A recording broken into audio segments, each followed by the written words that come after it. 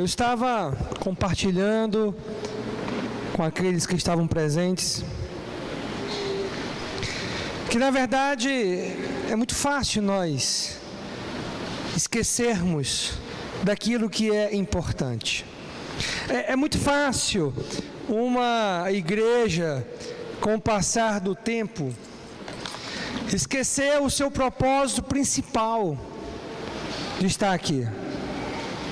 E num momento muito delicado, né, de construção, vocês estão vendo, isso é um contratempo, isso atrapalha, é dor de cabeça. Deus é tão maravilhoso que nos presenteou não apenas com a cobertura, mas com a equipe. Isso tem tranquilizado muitos nossos corações. É uma equipe que está vindo de profissionais mesmo, nessa questão de ferro, e trabalhando nessa estrutura. As tesouras já estão prontas em cima da segunda laje, todas elas, e são ao todo 7 tesouras.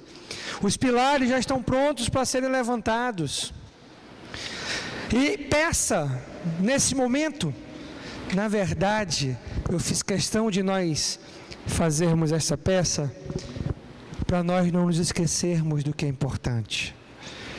E existem coisas importantes. Nós estávamos falando na semana passada que o apóstolo Pedro, ele escreve a sua segunda carta para lembrar as igrejas a respeito daquilo que era importante, e eles não poderiam esquecer.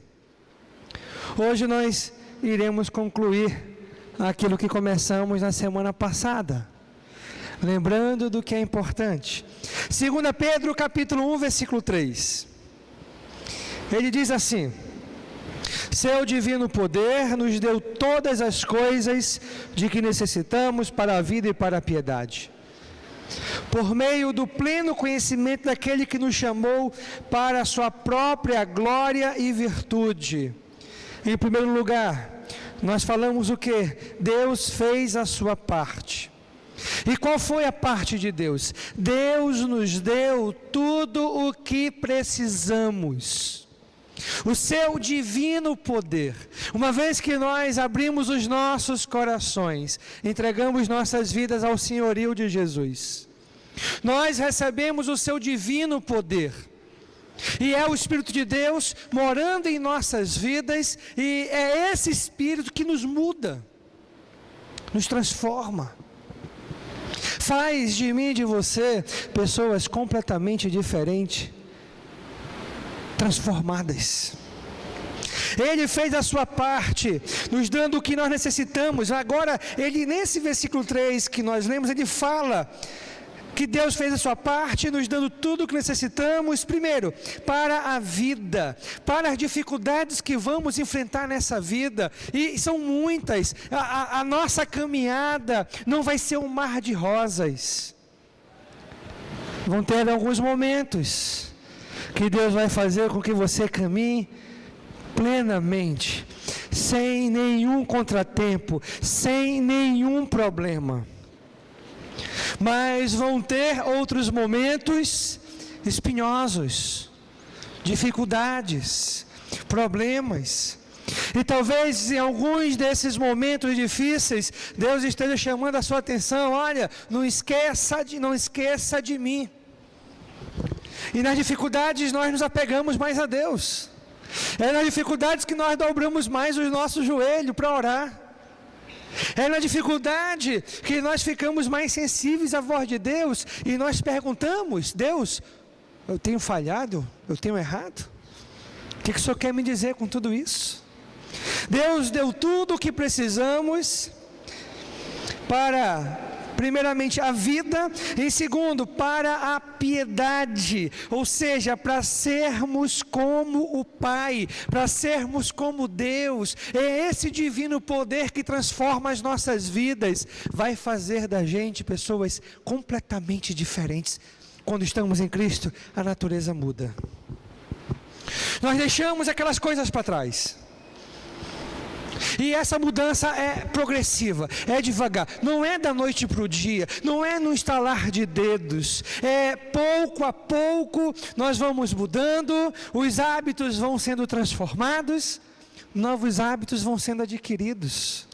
Nós vamos deixando aquele pecado, as tentações começam a serem superadas, vencidas, pouco a pouco, nós vamos ter uma vida pia.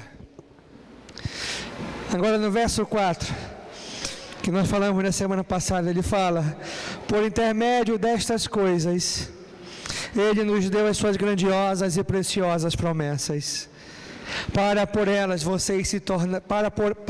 por elas vocês se tornassem participantes da natureza divina e fugissem da corrupção que há no mundo causada pela cobiça. Aqui no verso 4 ele fala do objetivo de Deus ter nos dado tudo o que nós precisamos para a vida e a piedade, ou seja, o Espírito de Deus em nós. Primeiro, o objetivo para termos participação, para nos tornarmos participantes da natureza divina. Nós vamos ser como Cristo, custe o que custar. É isso que o apóstolo Pedro está falando. Em segundo, para que nós fugíssemos da corrupção que há no mundo, causada pela cobiça. As nossas vidas vão mudar, custe o que custar. Mas e aí? Nós lemos o verso 5 ao verso 7 e começamos o segundo ponto na semana passada. Diz assim: por isso mesmo, empenhem-se para acrescentar à sua fé a virtude o conhecimento, ao conhecimento o domínio próprio, ao domínio próprio a perseverança a piedade, a fraternidade e a fraternidade o amor. Segundo ponto que nós olhamos na semana passada. Agora que Deus fez a sua parte, segundo ponto, agora devemos fazer a nossa parte, com empenho. E aqui ele nos fala o que é fazer a nossa parte. Não é só ter fé. Se nós temos fé em Jesus, isso é demonstrado através de ações. E aí ele começa a falar: acrescente a sua fé a virtude. Nós temos que ser pessoas diferentes. Aqui fala de obras. Fé sem obras é morta. E Tiago fala muito bem isso quando escreve a sua carta. Nós temos que acrescentar a nossa fé à virtude. Ou seja, nós temos que ser pessoas boas. Pessoas que se esforçam para serem melhores, pessoas que se importam com os outros, pessoas que querem estar ativas, atuantes na obra de Deus. Letra B, a virtude ou conhecimento, e nós falamos também semana passada. Não adianta você ser virtuoso, você querer fazer as coisas certas, você querer obedecer a Deus se você não conhece as Escrituras. Senão vira heresia, vira fanatismo. Não esqueça de tantos exemplos que nós tivemos, como aquele do ano de 78, onde 916 pessoas morreram, através de John Jones, que era aquele líder religioso. Ele tinha um discurso muito bom. Ele tinha um discurso fraterno, contra o racismo, contra a separação racial, igualdade a todos, fraternidade, boas ações, e ele praticava junto com a igreja dele. Mas ele, com o passar do tempo, formou uma comunidade na Guiana Inglesa, no meio da floresta, e os seguidores se mudaram, para aquele lugar, tendo quase 1000 pessoas. Resultado final: 916 pessoas morreram. Tomaram um líquido que parecia vinho, tinha gosto de vinho, mas continha cianeto de potássio e algumas substâncias sedativas. 916 pessoas morreram, apenas 5 sobreviveram para contar a história. Tudo porque acreditaram numa mentira. É a virtude sem o conhecimento. Nós não podemos deixar de estar de lado da palavra. Nós temos que acrescentar a virtude e o conhecimento. E a cada dia nós temos que tirar momentos preciosos para conhecermos mais a palavra de Deus. Assim nós não seremos enganados. Assim nós sabemos se é verdade o que é pregado, se de fato a Bíblia ensina sobre isso ou aquilo. Letra C, nós falamos ainda, acrescente ao conhecimento o domínio próprio. Pior do que você não conhecer as Escrituras é conhecer e não praticar. Domínio próprio.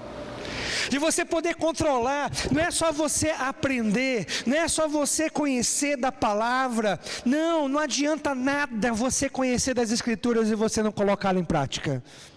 E para isso precisa de domínio próprio, não é? Você está aprendendo e você está vendo que os hábitos, você está pegando o caminho errado, que aquilo é errado, que Deus não se agrada daquela conduta, e você começar a praticar as Escrituras. Para isso é necessário domínio próprio, ter autocontrole, né? Aprender a dizer não aos desejos pecaminosos, aprender a se segurar diante das tentações, aprender a se controlar diante das dificuldades. E nós paramos nesse ponto, não foi? Na semana passada. Letra D. Acrescente ao domínio próprio a perseverança. Perseverança. Nós não podemos ser como fogo de palha. Fogo de palha consome rápido.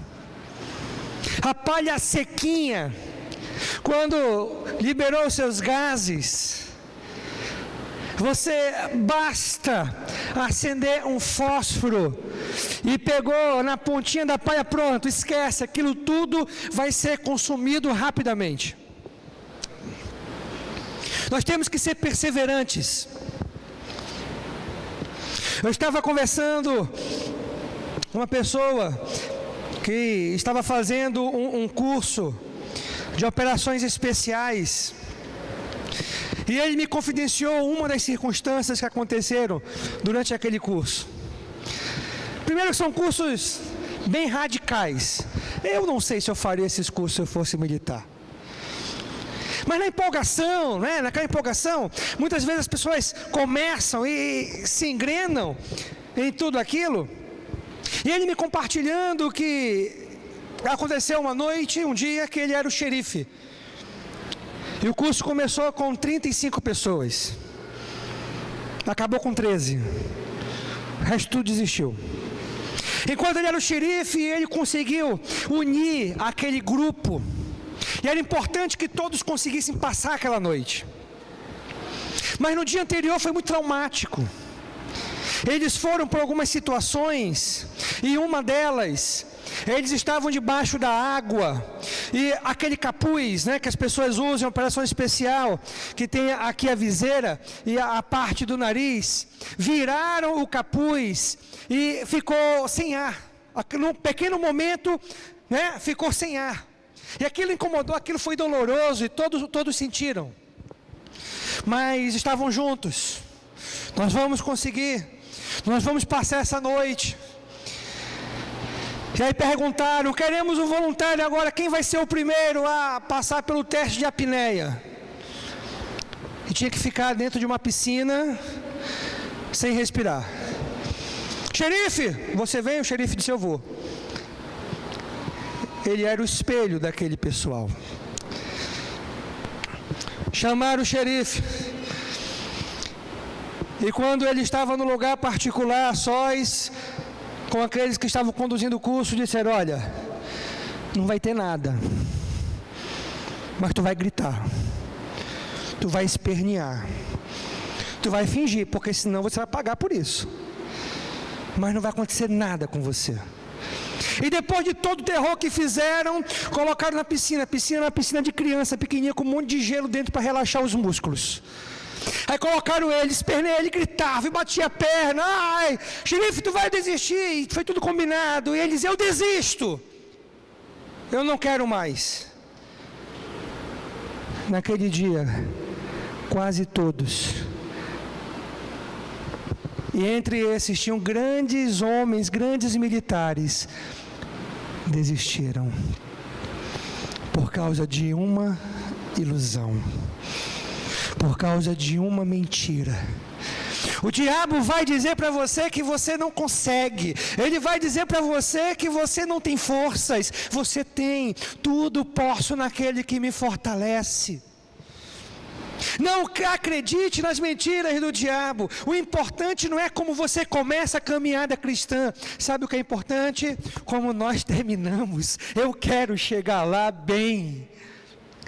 Eu quero chegar ao final bem. Eu quero poder dizer, como o apóstolo Paulo disse: combati um bom combate, completei a carreira, guardei a fé, já estou sendo derramado como oferta de libação.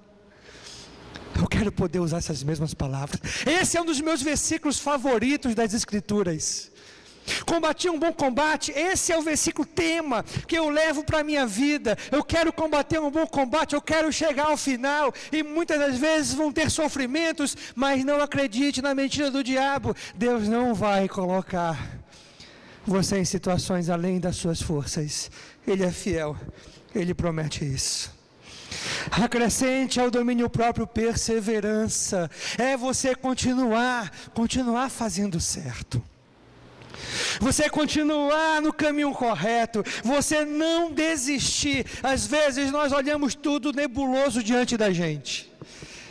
Eu tenho um lema diante das dificuldades. Eu passo esse lema para as pessoas que vêm conversar comigo. Olha, tudo está obscuro, tudo está difícil, o que fazer?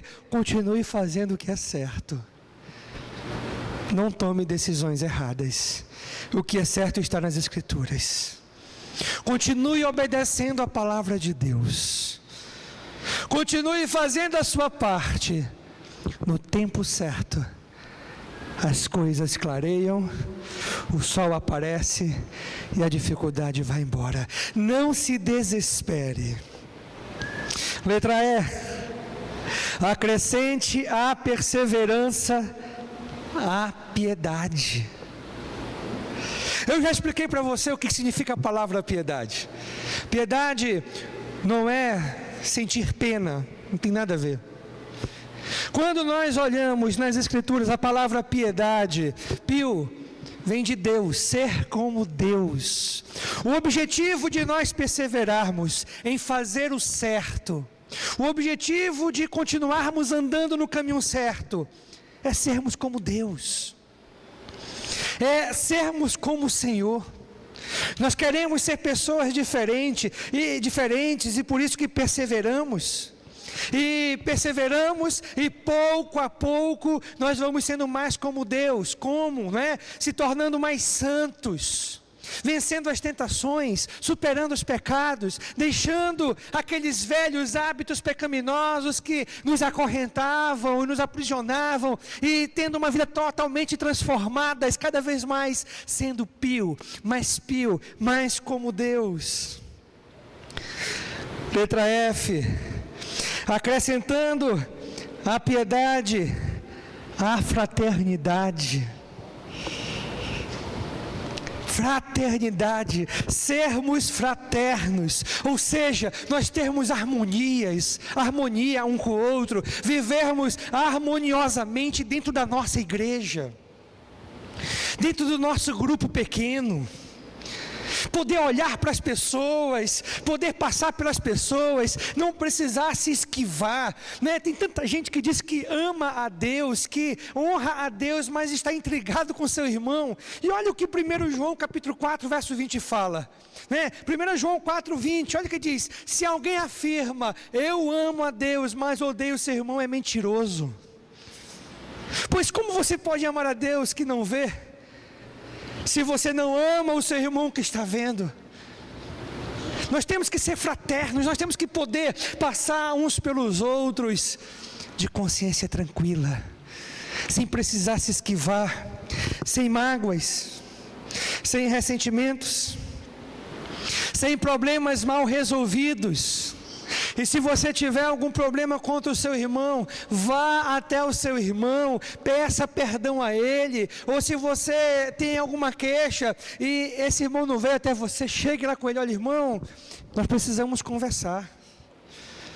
Pois nós temos que acrescentar a piedade à fraternidade. Se nós queremos ser mais como Deus, nós temos que aprender a conviver com nossos irmãos. Temos que aprender a conviver com o nosso próximo. Letra G.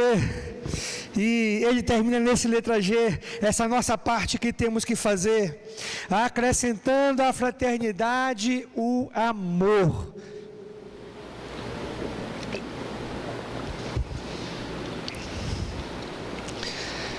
Fraternidade sem amor é uma simples amizade passageira.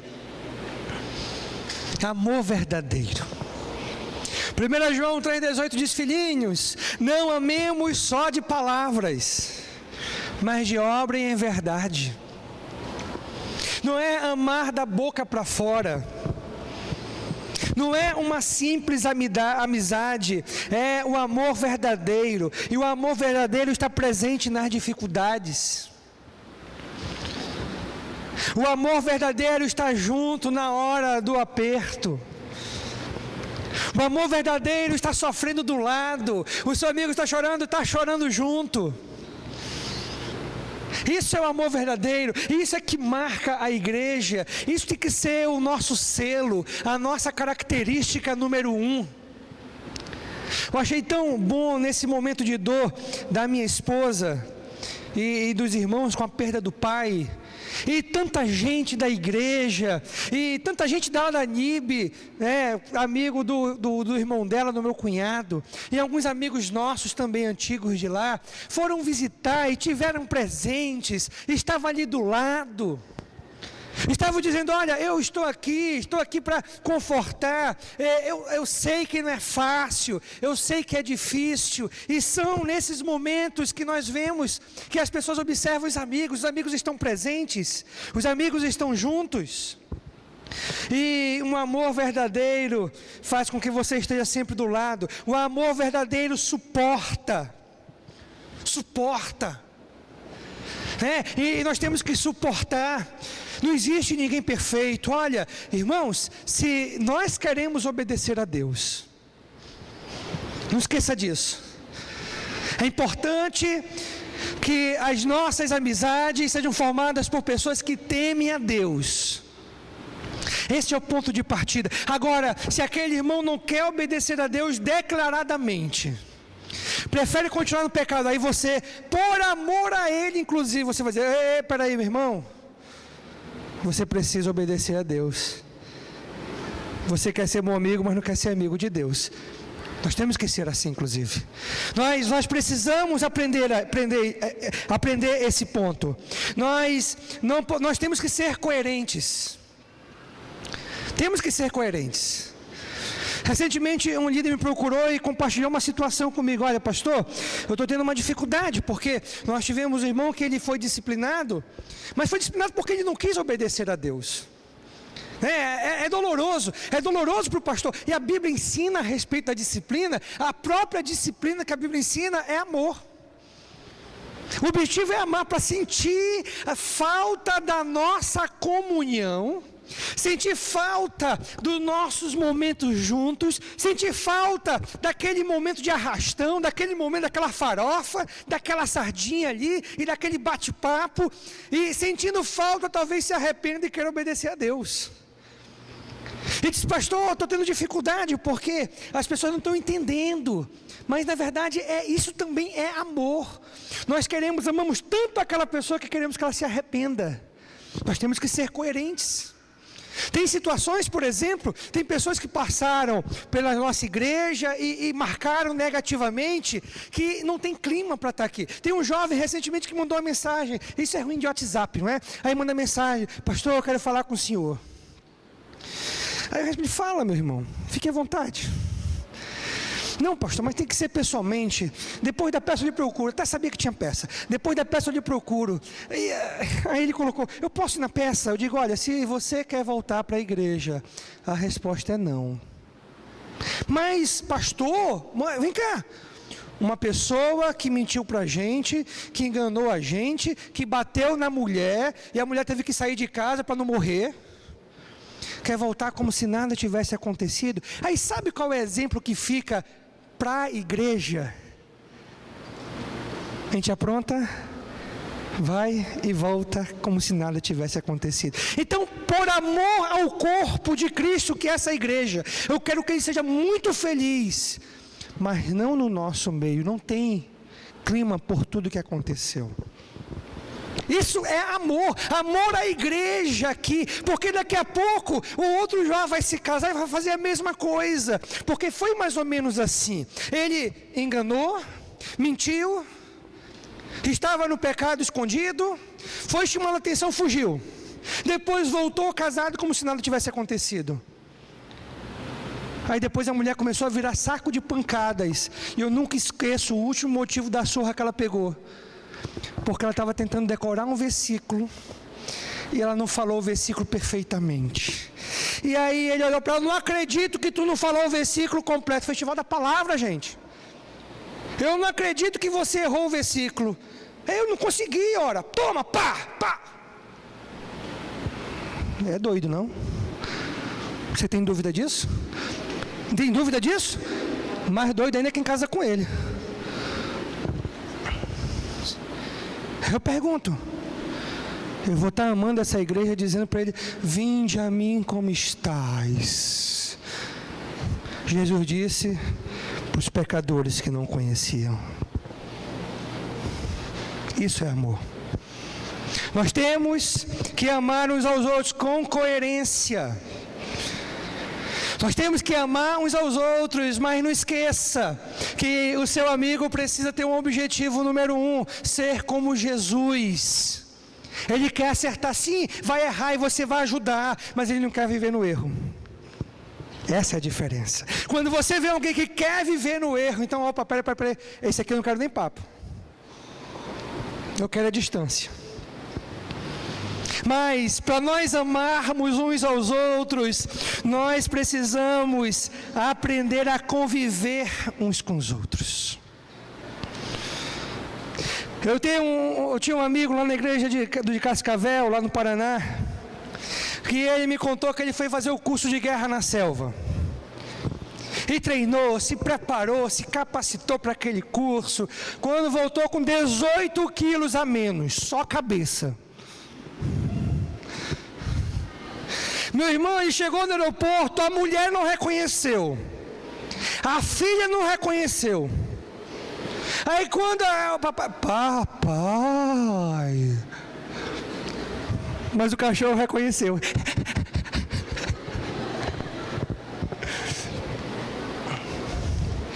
Para nós amarmos uns aos outros, claro, nosso amigo que quer acertar, às vezes vai errar, mas quer acertar, que às vezes tropeça, mas não quer viver no erro. Isso é importante.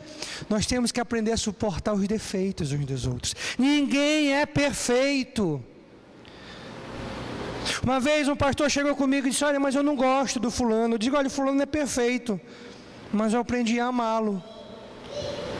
E nós temos que aprender a amá-lo. Tem pessoas que não são fáceis. Talvez o seu irmão do lado não seja fácil. Dê uma olhadinha para ele.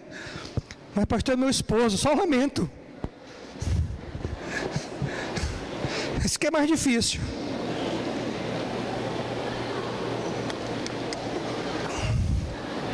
Pelo menos quando é amigo, ele vai embora, não é?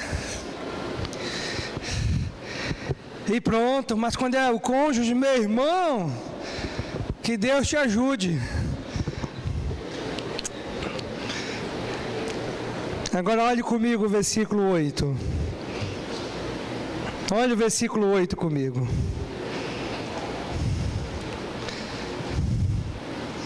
Ele diz assim: porque se essas qualidades, você entendeu quais são as qualidades, não é? Todas essas que falamos anteriormente. Porque se essas qualidades existirem e estiverem crescendo em sua vida, olha que interessante, crescendo. Isso quer dizer o quê? Você não vai conseguir a plenitude do dia para o outro. Pouco a pouco você vai melhorando em cada uma delas. Pouco a pouco você vai conseguindo superar. Novamente. E se estiverem crescendo em sua vida, elas impedirão que vocês no pleno conhecimento de nosso Senhor Jesus Cristo, sejam inoperantes e improdutivos. Agora vai nos mostrar os resultados. Esse é o terceiro ponto que eu quero compartilhar com você. Os resultados de nós agregarmos todos esses valores que nós vimos aqui anteriormente. O resultado desses acréscimos, dessas qualidades que nós aprendemos. Esse é o resultado. Primeiro resultado, seremos ativos e produtivos.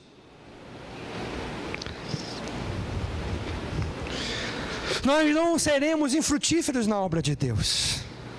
Nós seremos ativos e produtivos. Nós vamos querer fazer, vamos querer participar, vamos querer ajudar. A minha alegria é poder cooperar de alguma forma para a obra de Deus. A minha alegria é estar aqui com os irmãos trabalhando, ajudando. A minha alegria é ver as coisas acontecendo. É tão bom chegar aqui e ver tantos jovens trabalhando nesse cenário, tanta gente ensaiando, tanto líder se dedicando, se esforçando. Se nós agregamos essas qualidades, nós seremos ativos, seremos produtivos. Nós iremos entender que essa vidinha aqui é passageira, então nós não podemos cruzar os braços e esperarmos, nós temos que fazer as coisas acontecer.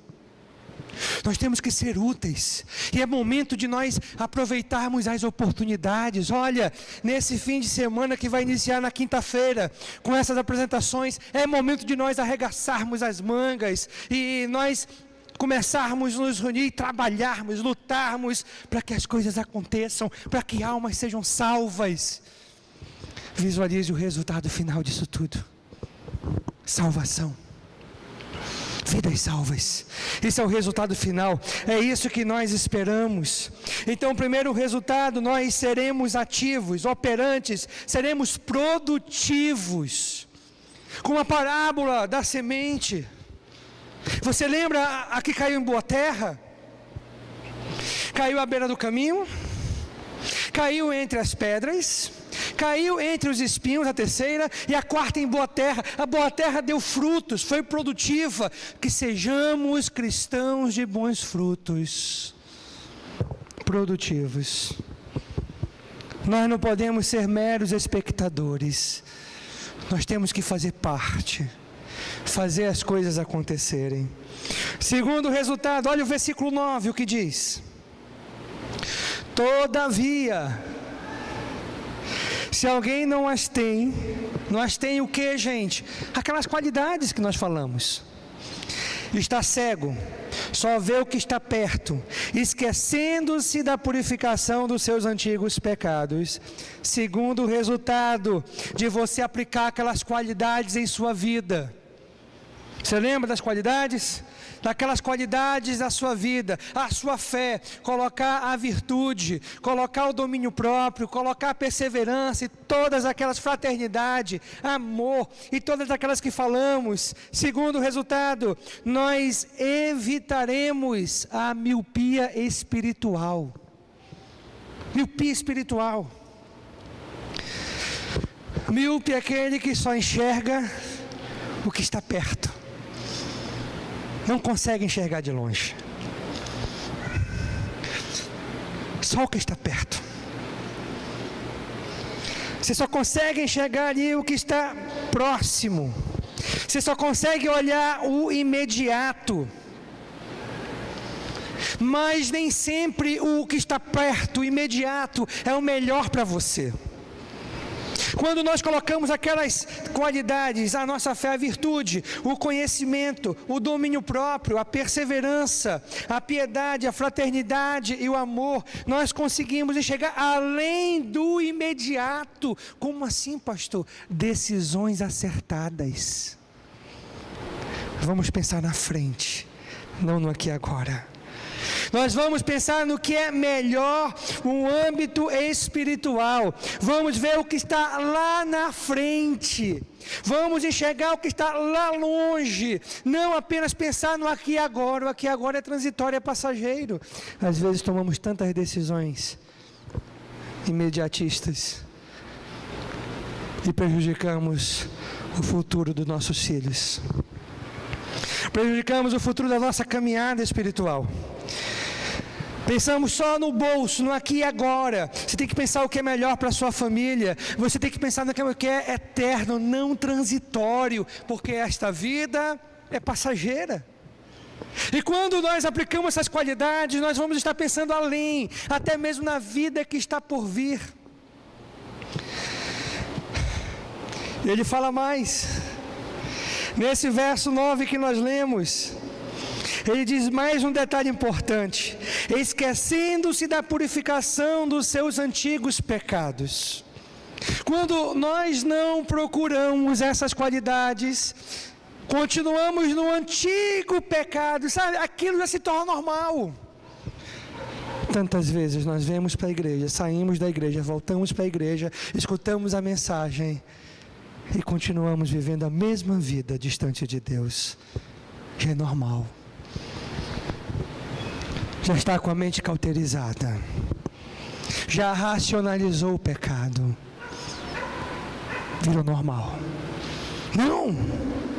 Quando nós nos esforçamos, nos empenhamos em agregar a nossa fé à virtude o conhecimento, ao conhecimento o domínio próprio, ao domínio próprio a perseverança a piedade a fraternidade o amor, nós nos empenhamos dia a dia. Você não vai chegar à perfeição do dia para a noite, não, mas tem esforço, tem dedicação. Nós vamos enxergar o pecado e não queremos nos conformar ao pecado. Não queremos viver no erro. Versículo 10, já estamos caminhando para o final. Versículo 10, olha o que ele diz: portanto, irmãos, empenhem-se ainda mais para consolidar o chamado e a eleição de vocês, pois se agirem dessa forma, jamais tropeçarão. Quarto ponto que eu quero compartilhar com você. Quarto e último ponto. Se assim nós fizermos, estaremos firmes e inabaláveis. Aqui Pedro fala que assim estaremos consolidando a nossa salvação. Não quer dizer que nós perdemos a salvação, e sim que estaremos confirmando que de fato somos salvos, porque o Espírito de Deus habita em nós, e nós não podemos viver uma vida como vivíamos no passado, é uma vida diferente. Nós vamos demonstrar que nós temos o Espírito pelo fruto apresentado por nossas vidas. Nós seremos diferentes e nós estaremos firmes, inabaláveis. Nós podemos até tropeçar. Ele não quer dizer que você não vai errar. Não, gente, nós vamos errar. Uma hora nós podemos tropeçar, mas nós não vamos continuar caídos. Vamos levantar e continuar a batalha, a caminhada da fé. A fé continua até a promessa se concretizar, que é Jesus Cristo. E o verso 11 ele termina dizendo: e assim vocês estarão ricamente providos quando entrarem no reino eterno de nosso Senhor e Salvador Jesus Cristo. Aqui é o resultado: seremos abençoados, não nesta vida, no reino de Jesus, na vida que está por vir. Essa é a nossa esperança. Não olhe o aqui e agora, não seja imediatista, pense no amanhã, no eterno. Não troque alguns poucos anos por uma eternidade. Invista no que é eterno. Isso é o mais importante.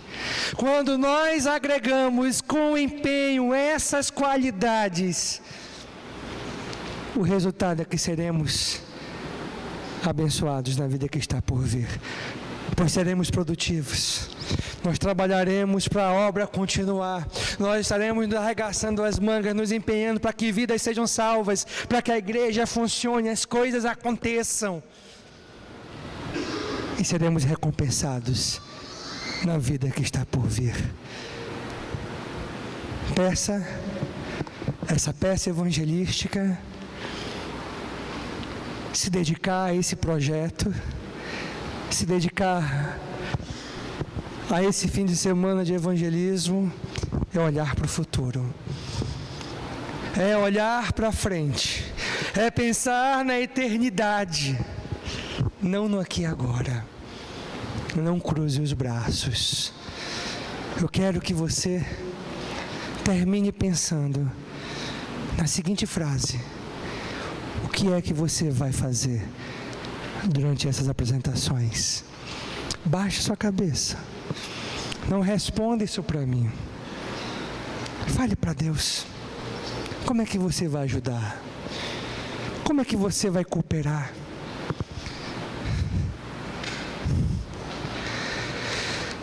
Abençoe, Pai, as nossas vidas. Ajude-nos. Não permita que venhamos olhar apenas para o transitório, para o temporal. Ajude-nos a enxergar além.